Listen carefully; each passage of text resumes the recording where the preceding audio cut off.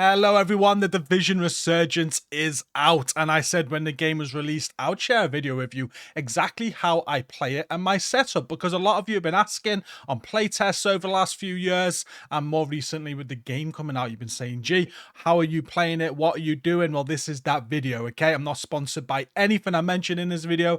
This is just what I use, and I'm going to show you exactly how I set up. Now, I play the Division Resurgence on a PlayStation 5 controller. You can play on an Xbox controller, any Bluetooth controller really, and I use a mobile device. I play it through my monitor and I also stream it to you guys, so I got to be ready to record as well. So I'm going to show you everything now that I use to make that happen. Obviously, if you just want to play on a monitor, you don't need all the recording stuff, but I'm going to show you anyway. Now, my phone of choice is the Red Magic 11 Pro. This is their website.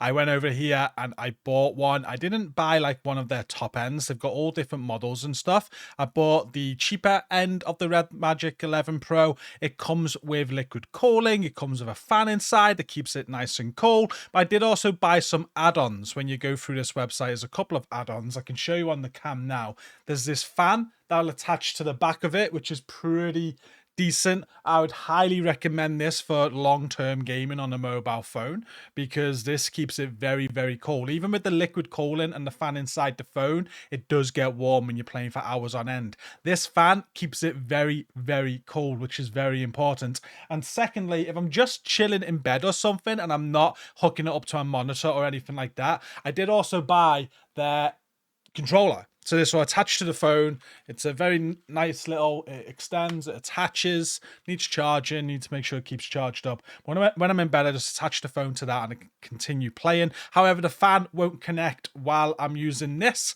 but it doesn't seem to get as hot when I'm just chilling in bed and I'm not putting it to my monitor and I'm not putting it through my capture card or anything like that. So that's what I use when I'm just chilling. But when I'm playing on my monitor, I do need a few more things besides the phone. I do highly recommend this. I'm not saying this is the only phone you can use, so you can, any recent smartphone, Apple, Android should be absolutely fine. But the Red Magic phones are built for gaming. They come with very good tech inside, and yeah, if you're looking to buy a phone for gaming, then I can recommend.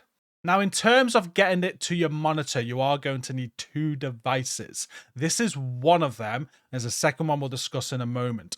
Now, what this device does, this will plug into your charge port of your phone via USB-C, and it enables you to attach HDMI to this device. So it takes a USB-C, turns it into a HDMI, which is what you need to go to your monitor. It's also got a USB 3 port on that, and it's got a USB-C port on that. So you're able to keep your phone charged while this is plugged into your phone's USB-C port. So this is real good. You can game for hours. You can charge your phone while you're gaming. This is going to be your first purchase.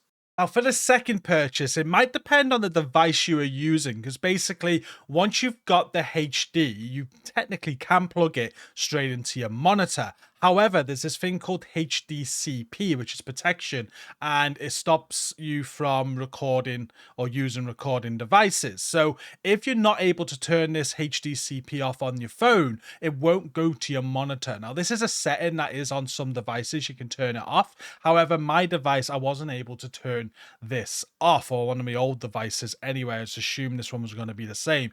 And what you need is a secondary device to remove the HDCP for you. And that's what this device will do. It also gives you a double splitter, so you're able to take the HD from that first item I just shown you, plug it into this one, and then feed off twice from it. That can go to your monitor and something else, maybe, I don't know, your capture card or something, however you want to work it. I only actually use one of the feeds coming out of it. I plugged my HD from that last device I've shown you into this, and then our HD coming out of this to my capture card, and my capture card takes it to my monitor and my streaming PC, because that's got that double feed.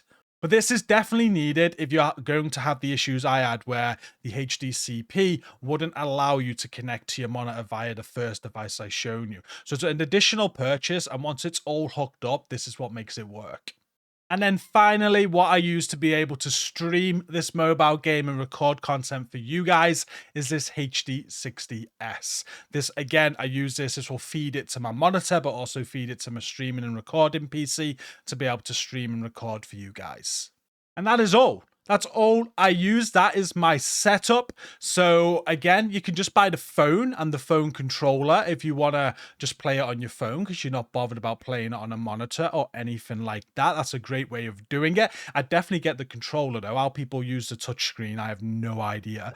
But if you do want to play it on the big screen and you do want to feed it your TV or your monitor, you are going to have to buy a few more peripherals to make that happen, especially the USB-C to HDMI that I mentioned to you, because that is going to basically turn your phone into a HDMI connector. And then if you need the HDCP turned off, you buy that secondary device and you just plug them into each other, plug it to your monitor, and away you go, or your TV. Now, most phones will come with like mirroring on the phone, so you can just mirror to your TV and things like that. The advantage of my setup is that there's pretty much zero lag, zero latency, whereas if you do screen mirroring, I really notice it. Like, it's just a little bit off. When I press to shoot, I can notice there's a delay, and you don't want that. You really don't want that. This is such a good mobile game, the Division Resurgence. You want to play it properly, and that is going to be on the phone itself with a controller or hooked up to your monitor via those devices that I've shown you. And like I said, that'll be minimal latency. It feels like you're playing it on the phone.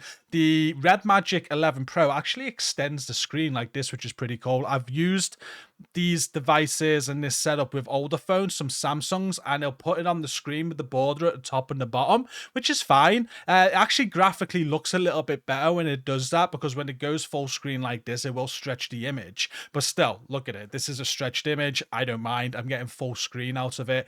Very happy with that. Now, the ultimate experience is playing it on your phone. This game looks absolutely beautiful, breathtaking for a mobile game. The Division world as well, they do good job of making their worlds. And yeah, but if you want it on a monitor, you have a little bit of the graphics come down a little bit, I guess, especially with the stretched image. But for me, big screen is the way I like to play. I much prefer sitting here with a controller playing it this way. And you can get a keyboard and mouse converter to Bluetooth to your phone. I'm highly debating it because I prefer keyboard and mouse. I haven't quite done that yet. It's going to be an extra purchase again, where Bluetooth's going to go to your phone and you're going to plug a Bluetooth or I think you're then going to plug a keyboard and mouse into that Bluetooth thing that goes to your phone.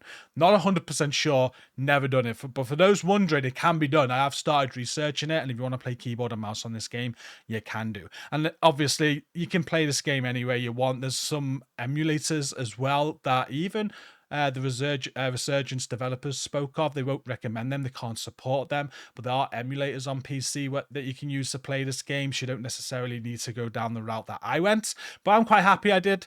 And I've got it on the phone, working on my monitor, streaming and recording for you guys. And that's how I do it. Hopefully I've answered all of your questions. I will link everything I've mentioned today in the video description. So the phone website, all those things that I bought on Amazon, they'll be down there in the description if you want to go and check them out. If you want to get a setup similar to mine, feel free to go and do them. But that's it. Hopefully I've answered all your questions. A lot of people are asking me, like I said, how am I playing Resurgence?